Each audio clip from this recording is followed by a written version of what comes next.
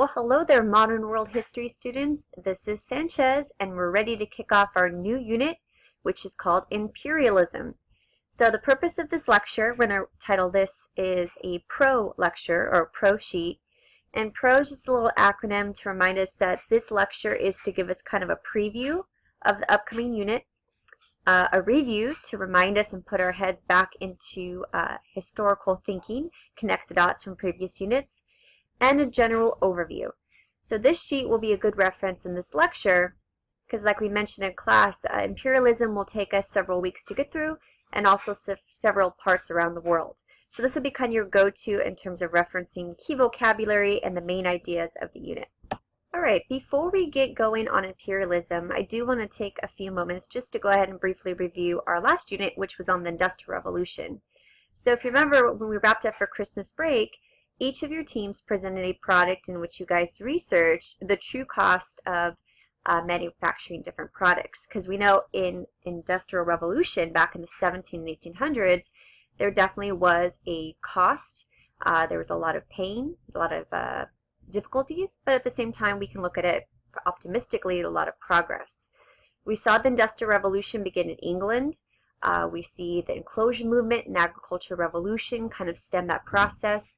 We see incorporating the ideas of the growth of factories with the textile industry. And of course, with factory growth, we have urbanization and city life. So a lot of those key ideas are kind of what we started off with when we talked about industrialization. Then we moved in terms of how the Industrial Revolution is going to spread. Because England, of course, they had a lot of things going on. They had natural resources, they had coal, they had rivers, they had iron ore deposits. So because of all this, England is the one that sets the stage for Industrial Revolution. But before too long, we have other countries, other European countries we saw in France, and even across the Atlantic in the United States. So when we want to start talking about imperialism, I want to front load or remind us Industrial Revolution has a lot to do with, we're going to see countries going out to try to look for resources and markets for their Industrial Revolution. Alright, so on the screen right now you have a chart that we'll be looking at in class later on as we dive into imperialism, but just kind of give a sense when I said, before we get into imperialism, Industrial Revolution is one of the major causes or sort of driving forces of why Europeans are going to go out around the world and start to explore and start to take over countries around the world looking for natural resources and looking for markets or basically people to buy their stuff. So for example, right here in the center of the screen, we definitely mentioned in class that the textile industry, which is cotton or wool in that case, was one of the industries that grew very rapidly in England. So we're going to see that the demand for cotton is going to rise. So countries are going to be going out to look for those natural resources. And again, what they're using it for is for fabric. And then, of course, once they manufacture the fabric, someone's got to buy that to actually turn that profit, going back to capitalism, which was also mentioned in the Industrial Revolution. So again, you may want to pause right here. You don't have to necessarily memorize all these products. We're definitely going to take a look at this chart in class. But I just want to make sure you have a visual in terms of Industrial Revolution, natural resource, and we're making stuff in the factories. We have to go out and someone's got to buy those products. Alright, but I guess I'm getting ahead of myself just a little bit. Right now you should have in front of you your pro sheet, and then we're going to go ahead and start filling it out. So before we start diving into imperialism, the unit, I want to make sure we get down the basic foundation. So what is imperialism? We said the Industrial Revolution begins around 1750 to roughly 1850. So imperialism is going to start, like I said, right around 1850. Now, this isn't an exact date like a start of a war. It's kind of gray. There's stuff that happens before, there's stuff that's happening after.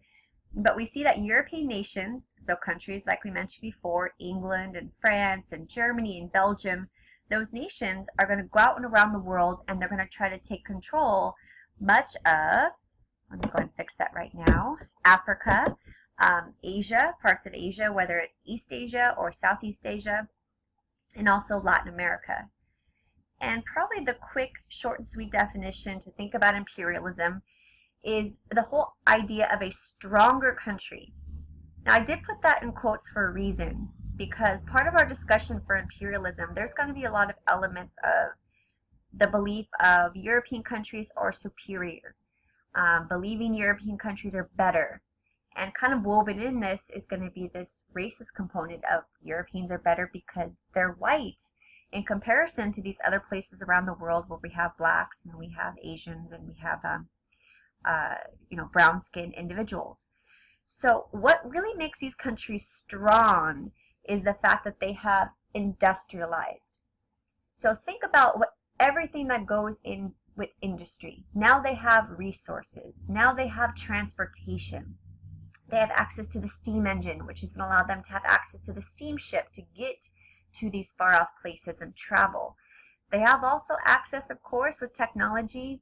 We have inventions, but part of the inventions is in terms of technology for military.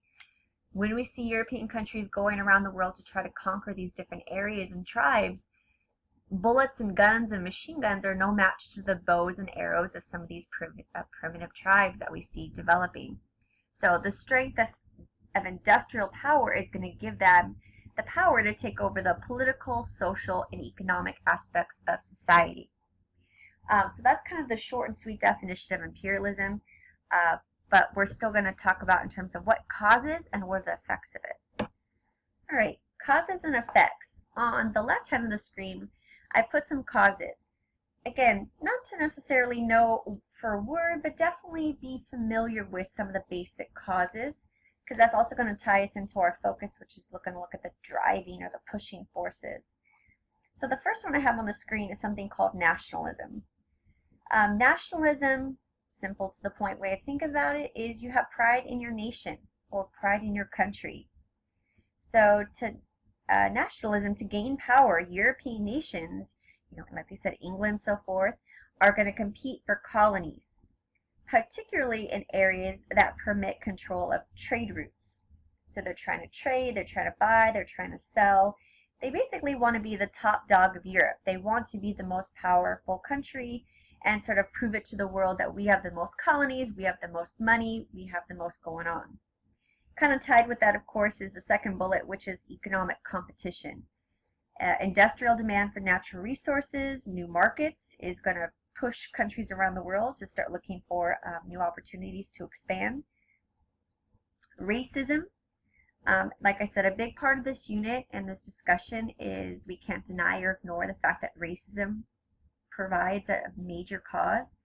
It's kind of this, the prevailing or the dominant belief at the time in the 1800s is that Europeans or white Europeans are the superior race. They are the better race. And therefore, because they're better, because they're smarter, because they're more advanced, they have the right to go out and claim these lands inhabited by these non-European people. Even going it one further, that not only do they have the right, but they have the responsibility to actually go help them by taking this burden off them and teaching them how to think and act and behave properly. And then finally, for the causes right there, it says missionary impulse. So probably way back in your brain, you remember talking about the missions, maybe back to 4th grade, our California missions. The goal of a mission is trying to convert. So missionaries around the world, many Christian leaders in Europe believed that they were doing a good thing by actually going out and taking over parts around the world to try to spread their Christian teachings around the globe. Now those were some causes, and of course the effects that you also wrote down is going to be colonization, is going to be colonial economies, and Christianization. So we'll definitely dive into those a little further. But I also want to add on to, when we say causes is for imperialism involves racism, one of the key terms or key ideas that fits nicely with this discussion is something called social Darwinism. Now I think somewhere, for most of you that take in biology, you probably have heard the name Darwin when you talk about species, evolution, survival of the fittest. So the whole concept in the natural world is that species will evolve and they will change and they will adjust to their environment, and the weaker species will eventually die out or not last, and that dominant one will breed and continue and kind of adapt to the environment. So in social Darwinism, unlike the scientific idea, it's kind of twisted in that racist belief, because again they felt, Europeans in particular felt that the wealth of Europe, the technology, the fact that they had the factories and later electricity and the steam engine and the bullets, and the success made some groups more superior than others. And it was their job, like I mentioned earlier, to go out and then instruct or try to teach them how to act or how to behave properly. All right, of course, I have to think about who are we talking about when I keep saying they or Europeans. So on the pro sheet, I gave you a space to write down all the different colonizing nations. So when we say colonizing, those are the ones that are doing the taking. Who's going out and taking over these parts around the world? And the map gets us a little visual too. So at the top of the list, the top dog, the country that has industrialized first, we could add Great Britain. Great Britain is definitely strong on the list. It's all those countries shaded in pink, or kind of this pink shade. So up here in Canada, throughout Africa, notice how again India is completely controlled by Great Britain, parts of Australia. So Great Britain definitely takes its fair share as far as colonies around the world. France is also on the list, Germany, Italy, and Japan. Now this will be the curveball when we start talking about imperialism in Asia. So the Japanese, they're going to play things a little bit differently in terms of being ahead of the curve. As we talk about in class, European countries are going to go into, for example, China and start taking power and using influence, and Japan kind of takes some lessons from China and they kind of become proactive, and Japan themselves are going to go out doing some of the taking and colonizing, for example, over here in Korea. I also want you to jot down the Netherlands. Belgium's on that list, especially when we look at the Belgium Congo, King Leopold, Spain, Portugal, and the United States. Yes, it's true, folks. United States is right over here, and main colonizing when we look at the Hawaiian and the Philippine Islands. Now, for our purposes, we're not going to go too far in depth with the United States, obviously, because you will be getting more in depth next year. But we're definitely going to make sure you understand the United States is playing the game of imperialism as well.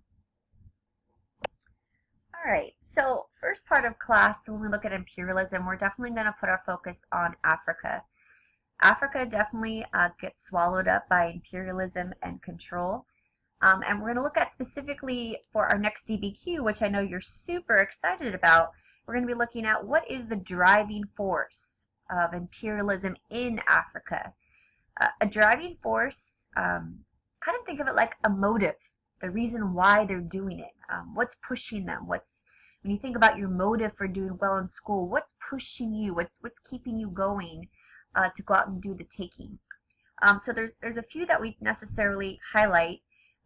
Economic motivation, bottom line, money, political, religious, exploratory, and ideological.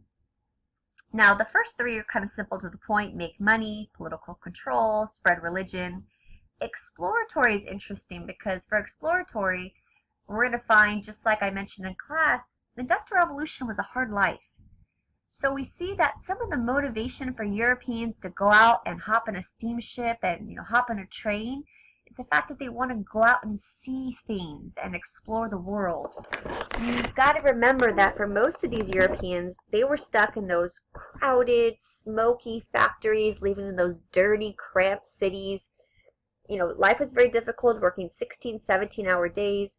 So when there's opportunity to go out and see the Sahara Desert and see the African Sahel and see lions and tigers and bears and explore the world, a lot of Europeans are it's very romantic. It's very, enticing to them. And the last one on the list, ideological. And ideological is just another fancy way of saying the idea or the mindset, like we've introduced before, that Europeans are better than, that they're smarter than, that it's their job to teach them. It's their job, that's social Darwinism. So we mentioned before, racism, ideological motivation is going to push them as well. All right, we're going to go ahead and pause right here. Good stopping point, and we'll go ahead and have you flip over or turn the channel to the next video in the set. Continue our discussion of imperialism.